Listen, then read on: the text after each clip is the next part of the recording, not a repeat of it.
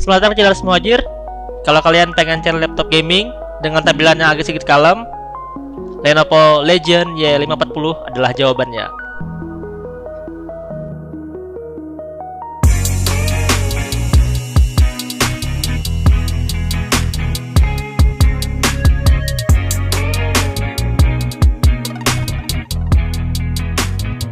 Melihat desain laptop ini, sekilas memang kelihatan kalau laptop ini adalah laptop gaming, karena bagian belakang laptop ini agak sedikit keluar untuk exhaust atau pembuangan panas, dan beberapa port lainnya yang tidak seperti laptop pada umumnya.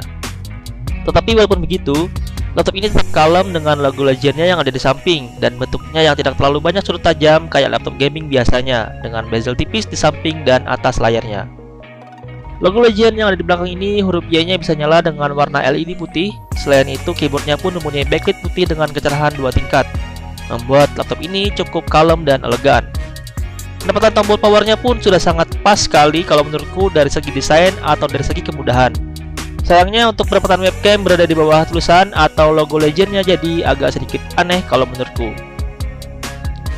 Material laptop ini cukup solid dengan bahan plastik yang gak murahan. Di bagian luar laptop ini memiliki permukaan yang berstruktur, sehingga kalau kita gesek-gesek pakai jari akan berbunyi seperti ini. Sedangkan untuk bagian dalamnya memiliki feel soft touch gitu karena mungkin dilapisi bahan karet. Laptop ini memiliki berat 2,2 kg. Tidak ringan memang, tapi ya karena ini laptop gaming, jadi wajar-wajar aja dengan berat seperti itu. Di depan laptop ini memiliki layar 16,6 inch yang menggunakan panel IPS dengan resolusi 1920x1080p atau Full HD dengan refresh rate-nya 144 Hz. Untuk warna layarnya sRGB-nya sudah hampir 100%, yakni 91,5 sRGB dan 59,3 Adobe RGB. Dan tingkat kecerahannya 290 nits. Artinya selain nyaman dibuat gaming, laptop ini juga nyaman buat produktivitas seperti edit video dan edit foto. Dan juga nyaman digunakan di luar ruang karena layarnya tidak memantul alias memakai anti glare. Selain itu, layarnya pun bisa dibuka pakai satu tangan dan bisa dibuka hingga 180 derajat. Keyboardnya pun cukup nyaman diketik, karena memang laptop Lenovo sudah terkenal salah satu paling bagus untuk masalah keyboard laptop. Penempatan touchpadnya pas berada di bawah spasi. Kalau menurutku bisa mengetik dan bermain game nyaman-nyaman aja. Touchpadnya memiliki tombol fisik, klik kiri dan klik kanannya, dan sudah support Windows versi Driver sehingga nyaman untuk digunakan. Untuk audionya menurutku ini cukup bagus karena audionya sudah berlabel audio by Harman. Tapi kalau kalian pengen dengerin suaranya seperti ini.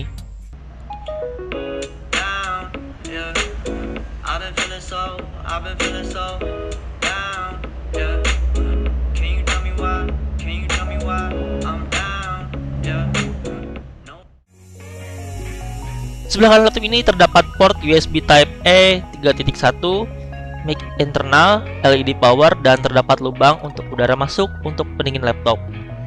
Di sebelah kiri juga terdapat pendingin laptop, port USB Type E 3.1, dan combo audio jack.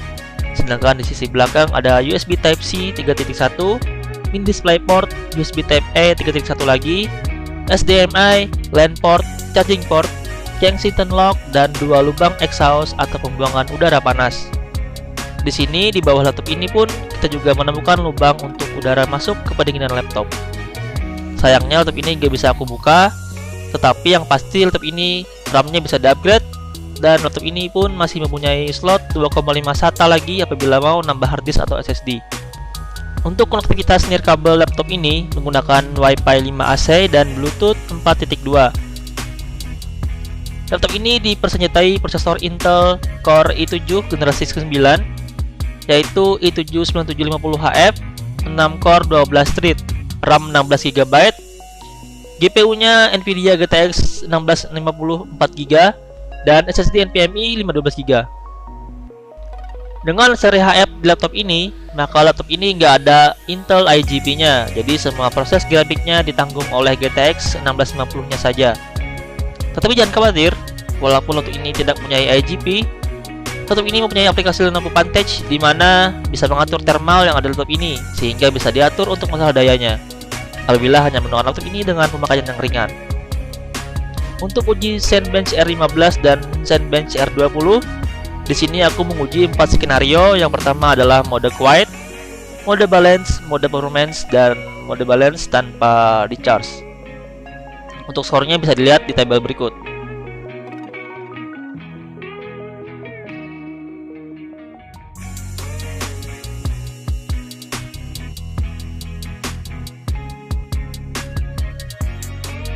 Selain itu, aku juga melakukan pengujian sintetis lainnya seperti 3D Mark Time Spy dan 3D Mark Fire Strike, dan hasilnya bisa dilihat sebagai berikut.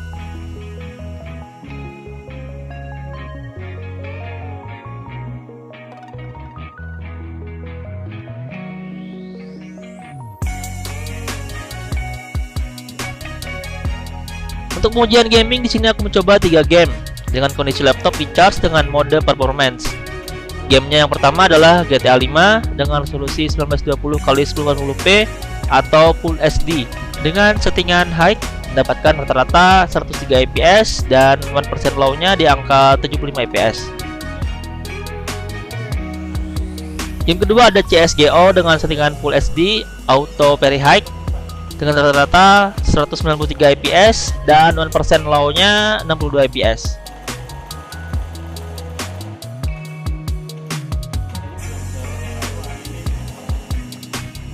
Game ketiga ada Apex Legends yang diuji 2 skenario. Pertama settingan Full HD High, mendapatkan rata-rata 82 fps dan 1% low-nya 73 fps. Sedangkan untuk settingan Full HD Low, mendapatkan rata-rata 112 fps dan 1% low-nya 83 fps.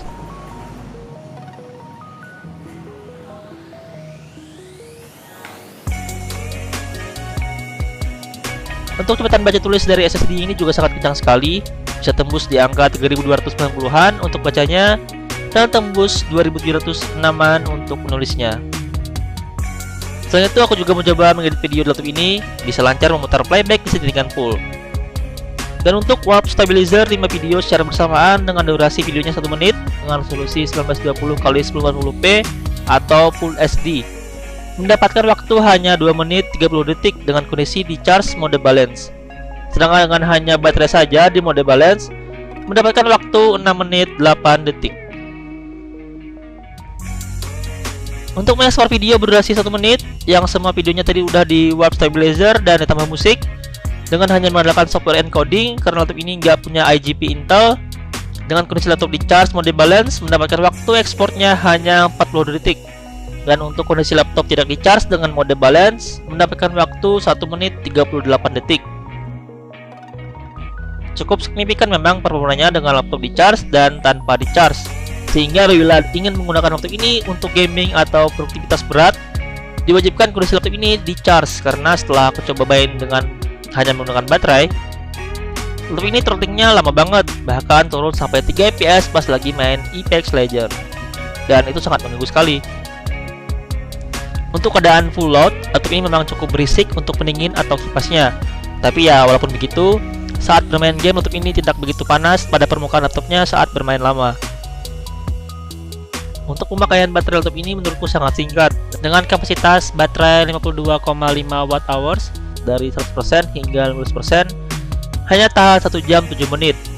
Mungkin karena pemakaianku kurang wajar kali ya, karena aku pakai buat bermain game selama 30 menit dan sisanya aku pakai buat YouTube dan edit video dengan kecerahan layar yang 1 bar lagi full kecerahannya. Untungnya laptop ini udah ditemani charger 170 watt dan bentuk chargernya yang gak terlalu besar dan gak terlalu kecil juga menurutku. Ya, walaupun beratnya hampir 1 kilo yaitu 963 gram, sehingga nyaman aja untuk dibawa kemana-mana. Terlebih karena desain laptop ini yang seperti laptop 14 inch pada umumnya, karena bezelnya yang tipis. Untuk ngecharge laptop ini memakan waktu 37 menit dari 15 ke 50%-nya, menggunakan fitur rapid charge milik Lenovo yang bisa diaktifkan melalui software Lenovo Vantage. Dan untuk ngecharge dari 15% sampai 100% memakan waktu hingga 2 jam 10 menit.